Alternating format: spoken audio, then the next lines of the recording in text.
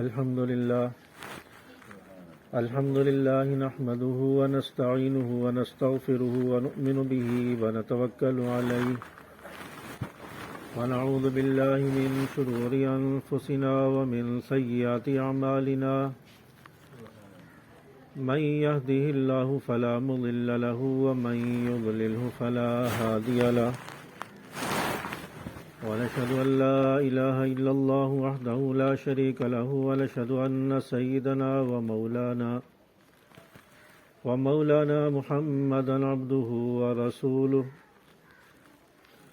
المبعوث إلى الأسود والأحمر تتميم مكارم الأخلاق لا يخلق نبي ولا رسول بعده ولا أمة بعد أمته ولا شريعة بعد شريعته ولا كتاب بعد كتابه وصلى الله تعالى على خير خلقه محمد وعلى آله وأصحابه الذين هم خلاصة العرب العرباء وخير الخلائق بعد الأنبياء أما بعد فأعوذ بالله من الشيطان الرجيم بسم الله الرحمن الرحيم لقد من الله على المؤمنين إذ بعث فيهم رسولا صدق الله مولانا العظيم وصدق رسوله النبي الكريم ونحن على ذلك لمن الشاهدين والشاكرين والحمد لله رب العالمين. اچھی آواز نال درود پاک پڑھ لو. اللهم صل على محمد وعلى آل محمد كما صليت على إبراهيم وعلى آل إبراهيم إنك حميد مجيد. اللهم بارك على محمد وعلى آل محمد كما باركت على إبراهيم وعلى آل إبراهيم إنك حميد مجيد. حضور آئے تو سر افرینش پا گئی دنیا، حضور آئے تو سر آفرینش پا گئی دنیا، اندھیروں سے نکل کر روشنی میں آ گئی دنیا. ستے چہروں سے زنگ اترا بجھے تہروں پہ نور آیا، حضور آئے تو انسانوں کو جینے کا شعور آیا. میرے واجب الاحترام بزرگوں، دوستوں، عزیزوں، آج جامع مسجد فاروق اعظم سرائے سدھو میں 25 نومبر سن 2022 کی تاریخ میں آپ حضرات کے سامنے گفتگو کرنے کا شرف حاصل ہو رہا ہے. پروردگار عالم سے دعا ہے کہ وہ مجھے حق اور سچ بیان کرنے کی توفیق عطا فرمائے. جو کچھ سنایا جائے اللہ پاک اس پر عمل کرنے کی توفیق عطا فرمائے. محلہ سرائے سدھو یہ میرے والد محترم مولانا عبدالغفور ندیم شہید رحمۃ اللہ علیہ کا آبائی علاقہ ہے، جہاں پر انہوں نے اپنا بچپن، لڑکپن، جوانی اور اپنا تعلیم کی زندگی انہوں نے گزاری ہے. اور یہیں ایک غریب گھرانے سے وہ عظیم خطیب اٹھا اور اس نے خطابت کے ایسے جوہر دکھائے کہ دنیا میں اس کا نام گونجنے لگا. اور اس عظیم خطیب کو پھر بعض ظالم لوگوں کی نظریں لگی، بعض حاسدین کی نظریں لگی. انہوں نے کبھی اس کو پابند سلاسل کیا، کبھی کال کوٹریوں میں ڈالا اور کبھی نظر بند ہوئے، اور بالآخر شہادت کے منصب پر فائز ہو کر ہم سے ہمیشہ کے لیے جدا ہو گئے اور کامیاب ہو گئے. میرا عنوان جو ہے وہ سیرت سرور کونین صلی اللہ علیہ وسلم ہے. میں ایک طالب علم اور ایک ادنا سا صحابہ کا نوکر اور خادم ہوں، اور کوئی ادیب اور خطیب نہیں ہوں. اپنی علم کی روشنی میں اور کم علمی کی روشنی میں چند باتیں آپ حضرات کے سامنے عرض کرنا چاہوں گا، اللہ پاک سے دعا ہے کہ اللہ تعالیٰ مجھے حق اور سچ بیان کرنے کی توفیق عطا فرمائے۔ میرے دوستو، سامعین محترم، اللہ تبارک و تعالیٰ نے حضور علیہ الصلاۃ والسلام کو ساری کائنات کے لیے نبی بنا کر بھیجا ہے۔ چرند پرند، جمادات، نباتات، یہ پھل پھول بوٹے، یہ دریا اور پہاڑ، یہ سمندر، بحر و بر کے لیے نبی بنا کر بھیجا ہے۔ اور میرا نبی کسی ایک قوم کا نبی نہیں تھا، میرا نبی کسی ایک قبیلے کا نبی نہیں تھا، میرا نبی کسی ایک شہر کا نبی نہیں تھا، میرا نبی کسی ایک بستی کا نبی نہیں تھا، میرا نبی کسی ایک قصبے کا نبی نہیں تھا، میرا نبی کسی ایک ضلع اور تحصیل کا نبی نہیں تھا، بلکہ میرا نبی تو عرش و فرش کا نبی تھا، زمین و آسمان کا نبی تھا۔ میرے نبی کو تو اللہ تعالیٰ نے عالمی نبی بنا کر بھیجا ہے، پوری دنیا کا نبی بنا کر بھیجا۔ کیوں؟ اس لیے کہ ساری انسانیت بھٹک چکی تھی، راہ ہدایت سے ہٹ چکی تھی، اور اللہ کو چھوڑ کر غیروں کی عبادت میں لگ گئی، اللہ کو چھوڑ کر بتوں کے آگے سجدہ ریز ہو گئی، اور ظلم اور بربریت کا دور تھا۔ انسان انسانیت کی صفت سے نکل کر درندگی کی صفت میں آ گیا تھا۔ چھوٹی چھوٹی باتوں پر لوگوں کو قتل کر دیا جاتا تھا، اور چھوٹی چھوٹی باتوں پر سالہ سال کی لڑائیاں ہوتی تھی، اور بچیوں کو زندہ دفن کر دیا جاتا تھا۔ یہ وہ دور تھا جب ہر طرف ظلم و جبر ہے، ہر طرف شرک ہے، ہر طرف اللہ کو چھوڑ کر لوگ غیروں کی عبادت کر رہے ہیں۔ اللہ تعالیٰ نے ایسے موقع پر ایسے شخص کا انتخاب کیا، ایک ایسے لیڈر کو بھیجنے کا فیصلہ کیا، ایک ایسے نبی کو بھیجا جائے، ایک ایسے شخص کو بھیجا جائے جو آ کر اس قوم کی تقدیر کو بدلے، جو آ کر اس قوم کو جو ہے راہ ہدایت پر لے کر آئے، اس قوم کو آ کر غیروں کے آگے سے جھکنے سے بچا کر رب کے سامنے جھکا دے، رب کے سامنے سجدہ ریز ہونے کا اس قوم کو حکم دے۔ اور پھر وہ نبی آیا، وہ پیغمبر، وہ جناب رسول اللہ صلی اللہ علیہ وسلم دنیا میں تشریف لائے، اور پھر دنیا میں آئے تو آتے چلے گئے، دنیا میں آئے تو آنے کے لیے آئے، دنیا میں آئے تو آتے گئے، چھائے تو چھاتے چلے گئے، بڑھے تو بڑھتے چلے گئے، اور عروج کی منزلوں پر پہنچتے چلے گئے۔ اور اللہ تبارک و تعالی نے نبی کو عروج عطا فرمایا تھا، اور پھر نبی کو رحمت للعالمین بنا دیا۔ وما ارسلناک الا رحمت للعالمین، اللہ نے فرمایا میں نے نبی کو رحمت بنا کر بھیج دیا ہے۔ سامعین محترم، میرا نبی کسی ایک قوم کے لیے رحمت بن کر نہیں آیا تھا، میرا نبی تو تمام انسانوں کے لیے رحمت بن کر آیا، میرا نبی تو تمام قوموں کے لیے رحمت بن کر آیا، میرا نبی تو بچیوں کے لیے بھی رحمت بن کر آیا، میرا نبی تو عورتوں کے لیے بھی رحمت بن کر آیا، میرا نبی تو مزدوروں کے لیے بھی رحمت بن کر آیا، میرا نبی تو جانداروں کے لیے بھی رحمت بن کر آیا، میرا نبی تو جانوروں کے لیے بھی رحمت بن کر آیا، اور میرا نبی تو سب کے لیے رحمت بن کر آیا، اور رحمت کا مجسمہ بن کر آیا۔ کسی ایک قوم کے لیے نہیں آیا تھا، کسی ایک قبیلے کے لیے رحمت بن کر نہیں آیا تھا، بلکہ ساری انسانیت کے لیے میرا نبی رحمت بن کر آیا۔ سبحان اللہ، سبحان اللہ۔ سامعین محترم، جو بھی نبی دنیا میں آیا وہ جانے کے لیے آیا، جو بھی نبی دنیا میں آیا اس نے باقی نہیں رہنا تھا۔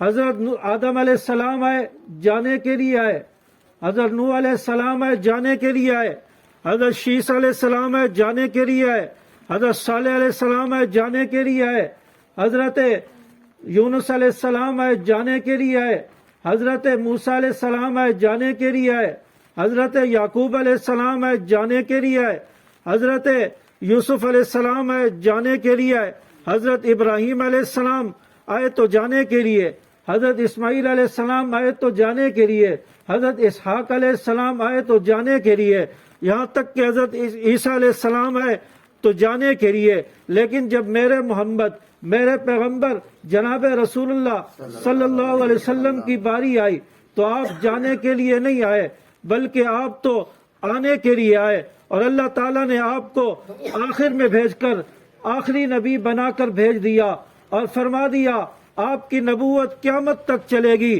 جب تک دنیا چلے گی آپ کی نبوت بھی باقی رہے گی اور آپ کا نام بھی باقی رہے گا۔ سبحان اللہ۔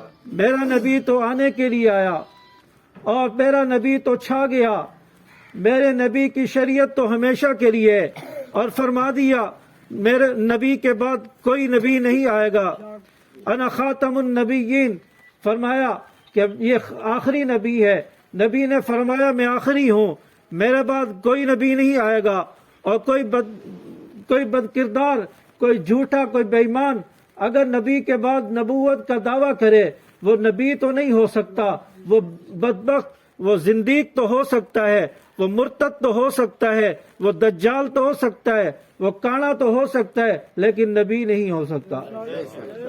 تو اللہ تبارک و تعالیٰ نے میرے نبی کو دنیا میں بھیجا اور آپ کو آخری نبی بنا کر بھیجا، اور اللہ تعالیٰ نے فرمایا کہ اے نبی میں نے تیرے ذکر کو اونچا کر دینا ہے، تیرا نام اونچا کر دوں گا، ورفعنا لک ذکرک، آپ کا نام جو ہے بلند ہوگا، آپ کا ذکر اونچا ہوگا، آپ کا تذکرہ اونچا ہوگا۔ یہی وجہ ہے کہ انسان جب کلمہ پڑھتا ہے، کلمے میں جہاں خدا کا ذکر ہے وہاں مصطفیٰ کا ذکر ہے، قرآن میں جہاں خدا کا ذکر ہے وہاں مصطفیٰ کا ذکر ہے، اذان میں جہاں خدا کا ذکر ہے وہاں مصطفیٰ کا ذکر ہے، درود میں جہاں خدا کا ذکر ہے وہاں مصطفیٰ کا ذکر ہے، نماز میں جہاں خدا کا ذکر ہے وہاں مصطفیٰ کا ذکر ہے۔ کل قیامت کا دن ہوگا، عرش میں، عرشوں پر قیامت کے دن جہاں خدا کا ذکر ہوگا وہاں مصطفیٰ کا ذکر ہوگا۔ میں اس سے آگے بڑھ کر کہنا چاہتا ہوں، قبر میں جب انسان جائے گا، قبر میں جب سوال ہوگا، اللہ کے بارے میں سوال ہوگا، تو وہاں پر پہلا نام خدا کا ہوگا اور دوسرا نام مصطفیٰ کا ہوگا۔ اللہ تعالیٰ نے فرمایا میں اپنے محبوب کے نام کو اونچا کر دوں گا، اور قیامت تک میرے نبی کا نام چلتا رہے گا، قیامت تک میرے نبی کا تذکرہ ہوتا رہے گا، میرے نبی کا ثانی بھی کوئی نہیں، میرے نبی جیسا بھی کوئی نہیں۔ اللہ تعالیٰ نے فرمایا میں نے اس نبی جیسا کسی کو بنایا ہی نہیں۔ جب نبی پیدا ہوئے مدینہ کے اندر در و دیوار روشن ہو گئے، مکہ روشن ہو گیا، اور حضرت آمنہ فرماتی ہے میں اگر سوئی ڈھونڈنا چاہتی وہ بھی مجھے مل جاتی، اتنا روشن ہو گیا، اور دنیا میں انقلاب آ گیا۔ نبی کی آمد کی خوشی میں لوگوں نے مٹھائیاں بانٹی، چراغاں کیا، اور ایک انقلاب برپا ہوا، کیونکہ پھر جب نبی پیدا ہوئے اور پھر آپ علیہ الصلوۃ والسلام کو جب لوگوں نے دیکھا، سب نے کہا کہ اس جیسا حسین ہم نے دنیا میں نہیں دیکھا۔ حضرت عبد المطلب نے دیکھا، کہا کہ اس جیسا حسین تو میں نے نہیں دیکھا۔ پھر اور رشتہ داروں نے، دائیوں نے آ کر دیکھا، کہا کہ ہم نے عرب میں بہت سارے بچے دیکھے، اس جیسا حسین نہیں دیکھا۔ اور پھر اتنے میں حضرت جبرائیل علیہ السلام آگے، آ کر کہنے لگے میں تو عرب بھی گھوما ہوں، عجم بھی گھوما ہوں، میں عرش و فرش گھوما ہوں، میں ساری دنیا میں گیا ہوں، میں نے بھی اس جیسا حسین بچہ نہیں دیکھا۔ اور اللہ نے فرمایا، آواز آئی، فرمایا کہ اس جیسا بچہ میں نے آج تک پیدا ہی نہیں کیا۔ جس کشکول سے، جس سانچے میں میں نے نبی کو بنایا تھا، وہ سانچے ہی نبی کو پیدا کرنے کے بعد توڑ دیا ہے۔ اس جیسا بچہ قیامت تک نہیں آ سکتا۔ میرا نبی تو وہ عظمتوں والا نبی ہے، میرا نبی تو شان والا نبی ہے۔ اور پھر اللہ تعالیٰ نے میرے نبی کو جو لوگ دیے، جو جماعت دی، وہ جماعت بھی بڑی اونچی ہے، وہ لوگ بھی بڑے اعلیٰ، وہ لوگ بھی بڑے عظمت والے ہیں، ان کے تذکرے بھی اللہ نے قرآن میں فرما دی ہے۔ اور نبی کی آمد سے ایسا انقلاب آیا، نبی کی آمد سے ایسی تبدیلی آئی، جہاں لوگ پہلے ایک دوسرے سے دستوں گریباں تھے، ایک دوسرے سے لڑنے والے تھے، ایک دوسرے سے بغض رکھتے تھے اور غیروں کے آگے جھکنے والے تھے، साल साल की लड़ाइयाँ थी, वो सारे आकर मेरे नबी के दामन में आ गए, मेरे नबी का कलमा पढ़ लिया, और कलमा पढ़ने के बाद आपस में मोहब्बत होने लगी, आपस में शीरो शकर बन गए, आपस में रुहमा उबैनहुम हो गए। और फिर उन्हीं लोगों में से कोई अबू बकर सिद्दीक बनता है, कोई उमर फारूक बनता है, कोई हजरत उस्मान गनी बनता है, कोई हजरत अली अल मुर्तज़ा बनता है, कोई अमीर मुआविया बनता है, कोई हजरत हमजा बनता है, कोई हजरत जुबैर बनता है, कोई तलहा बनता है, कोई हजरत बिलाल बनता है। फिर ये लोग बनते चले गए और नबी की जमात बढ़ती चली गई, नबी के साथ आने वाले लोग वो बढ़ते चले गए। अल्लाह तबारक व तआला ने उन लोगों की कस्में कुरान में खाई है, उन लोगों का जिक्र कुरान में किया है, उन सहाबा का तस्करा कुरान में किया, उन सहाबा के औसाफ को अल्लाह ने कुरान में बयान किया। कहीं अल्लाह ताला ने उन्हें रुहमा बैनहुम कहा, ये आपस में शीरो शकर थे। कहीं अल्लाह ताला ने उन्हें उलाइका हुमुल मुत्तकून कहा कि ये मुत्तकी परहेजगार थे। कहीं अल्लाह ने उन्हें उलाइका हुमुल राशिदून कहा, कहीं उन्हें अल्लाह तबारक व तआला ने उलाइका हुमुल मुहतदून कहा। कहीं अल्लाह ताला ने उनके लिए फरमाया कतबल्लाहु अला कुलूबिहिम, अल्लाह ताला ने उनके दिलों पर ईमान को लिख दिया था। कहीं अल्लाह ताला ने वकुल्लु वअदल्लाहुल हुस्ना फरमाया कि इनके लिए अल्लाह ने जन्नत के वादे कर दिए। और फिर अल्लाह ताला ने उनके फलाह का जिक्र किया, उनकी कामयाबियों का जिक्र किया, उनके जिहाद का जिक्र कुरान में किया। अल्लाह ताला ने उनके घोड़ों का तस्करा कुरान में किया, अल्लाह ताला ने उनकी अज़मत को कुरान में बयान किया, उनके औसाफ को कुरान में बयान किया। अल्लाह ताला ने उनके जिहाद का तस्करा कुरान में किया, अल्लाह ताला ने उनके घोड़ों का तस्करा कुरान में किया, जिन घोड़ों पर सहाबा ने बैठकर जिहाद किया, मैदान में निकले, उन घोड़ों का तस्करा अल्लाह ने कुरान में किया। उन घोड़ों के कदमों से लगने वाली जो मिट्टी है उसका तस्करा अल्लाह ने कुरान में किया। घोड़ों के नत्थों के अंदर जो गुबार लगी है उसका जिक्र अल्लाह ने कुरान में किया। सहाबा तो वो अजमत वाले थे, सहाबा तो वो शान वाले थे। अल्लाह ताला ने फरमाया रजी अल्लाहु अन्हुम व रज़ू अन, मैं सहाबा से राजी, सहाबा मुझसे राजी हो गए। ऐसे कमालात अल्लाह ताला ने सहाबा को दिए, ऐसे मुत्तकी और परहेजगार लोग अल्लाह ताला ने सहाबा को दिए।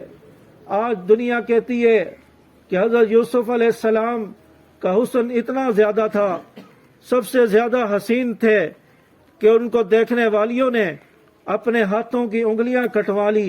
मैं कहता हूं मेरे नबी का हुस्न तो उससे भी ज्यादा था। मेरे नबी को जिसने भी देखा वो नबी का मुहिब बन गया, नबी का गुलाम बन गया, और उसने फिर अपनी गर्दन कटवाने से भी गुरेज नहीं किया। हज़रत यूसुफ अलैहिस्सलाम को देखकर तो उंगलियां कटी, मेरे नबी को देखकर तो साहबा ने गर्दनें कटवा दी। और आज तक लोग जिन्होंने नबी को देखा ही नहीं, जिन्होंने नबी का तज़किरा सुना, जिन्होंने सहाबा को देखा नहीं, सहाबा के औसाफ पढ़े, आज तक वो कुर्बानियां देते हुए नजर आ रहे हैं। आज तक वो राह इस्लाम में अपनी जान का नजराना पेश करते हुए नजर आ रहे हैं। तो अल्लाह तबारक व तआला ने सहाबा किराम की अजीम जमात और उसके औसाफ को अल्लाह ताला ने कुरान में बयान किया है। सहाबा वो अजीम शान वाले हैं, उनका तज़किरा करना भी इबादत, उनकी दिफा करना भी इबादत, उनका मकाम और मर्तबा लोगों को बताना ये भी इबादत, उनके दिफा के लिए हर किस्म की कुर्बानी देना ये भी इबादत। और उसके लिए लोगों ने मैदानों में निकलकर कुर्बानियां दी हैं, अपनी जानों के नजराने भी पेश किए। सहाबा किराम रिज़वानुल्लाह अलैहिम अजमाइन वो अजीम शख्सियात हैं जिनके औसाफ और कमालात कुरान में अल्लाह ने बयान फरमा दी है। आज किसी का तज़किरा हो, आज कोई किसी के औसाफ बयान करे, कोई बड़ा आदमी, कोई वजीर, कोई मुशीर ये कहे कि फला आदमी बड़ा अच्छा है, फला आदमी बड़ा अच्छा है, और वो खुश हो जाता है कि भाई मेरा फला वजीर साहब ने, फला बड़े शख्स ने मेरा तज़किरा किया है, मेरा नाम लिया है। जिनका नाम अल्लाह ले रहा हो, जिनका तज़किरा अल्लाह कुरान में कर रहा हो, उनकी शान कितनी ऊंची होगी। तो अल्लाह तबारक व तआला ने सहाबा किराम रिज़वानुल्लाह अलैहिम अजमाइन को भेजा। नबी की जमात ऊंची है, नबी भी शान वाला, نبی کی جماعت بھی شان والی، اور جن لوگوں نے نبی کے لیے اور صحابہ کی عظمت کے لیے قربانیاں دی وہ بھی عظمت والے، وہ بھی شان والے۔ سبحان اللہ۔ تو میرے والد شہید رحمت اللہ علیہ جناب حضرت علامہ عبد الغفور ندیم شہید، انہوں نے بھی صحابہ کی عظمت کے لیے اپنی جان کا نذرانہ پیش کیا ہے، اور ساتھ میں میرا ایک بھائی بھی شہید ہوا، اور ابھی 2 مہینے پہلے میرے ایک بھائی کا انتقال ہو گیا۔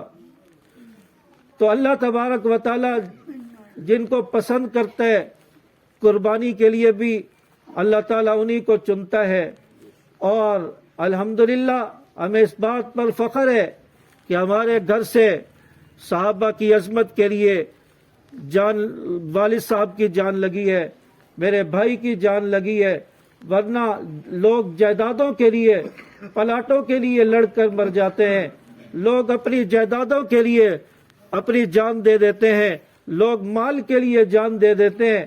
وہ کتنے خوش نصیب ہوں گے جو صحابہ کی عظمت کے لیے، نبی کے دفاع کے لیے، نبی کی ختم نبوت کے لیے جان دے کر چلے گئے۔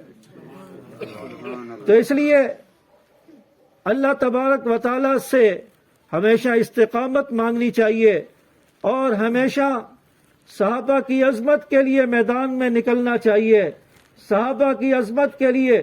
اور جو لوگ صحابہ کی عظمت کا دفاع کا کام کر رہے ہیں ان کے ساتھ مل کر، ان کے شانہ بشانہ کھڑے ہو کر ان کا ساتھ دینا چاہیے، تاکہ صحابہ کی عظمت محفوظ رہے۔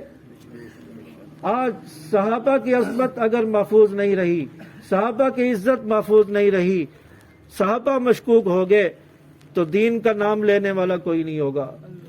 آپ صلی اللہ علیہ وسلم جب بدر کے میدان میں نکلے، آپ صلی اللہ علیہ وسلم کے ساتھ صرف 300 صحابہ، 313 صحابہ آپ صلی اللہ علیہ وسلم کے ساتھ تھے۔ مقابلے میں دشمن کی تعداد بہت بڑی تھی، 1000 کے برابر تھی، لیکن آپ صلی اللہ علیہ وسلم اللہ سے دعا کر رہے ہیں، رو رو کے دعا مانگ رہے ہیں، یا اللہ آج یہ 313 باقی نہ رہے، دنیا میں تیرا نام لینے والا کوئی نہیں ہوگا، دنیا میں تیرا نام لینے والا کوئی نہیں ہوگا، دین پہنچانے والا کوئی نہیں ہوگا۔ ان 313 میرا یہ کل سرمایہ ہے، میری یہ زندگی کی محنت ہے، آج ان کی لاج رکھ لینا، آج ان کو محفوظ رکھنا، ان کی حفاظت کرنا۔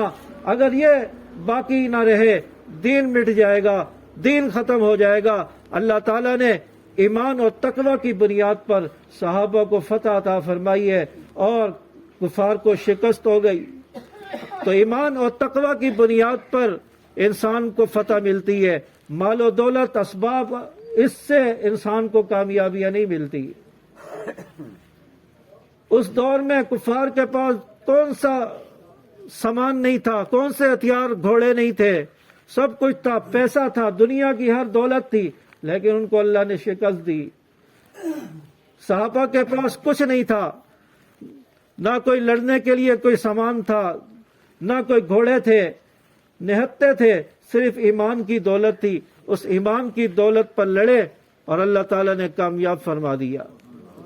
تو اس لیے اپنے ذہن سے انسان یہ بات نکال دے کہ مال ہوگا، اسباب ہوگا، وسائل ہوں گے تو ہم کامیاب ہوں گے، ایسا نہیں ہے۔ تقوی، پرہیزگاری، اللہ پر یقین جتنا زیادہ ہوگا انسان اتنا کامیاب ہوتا ہے۔ تو اللہ تبارک و تعالیٰ نے ہمیں صحابہ کے ساتھ جوڑا ہے، صحابہ کے ساتھ ہماری نسبت ہے، صحابہ کے لیے ہم میدان میں نکلتے ہیں، اور الحمدللہ کامیابیاں بھی ملی ہیں۔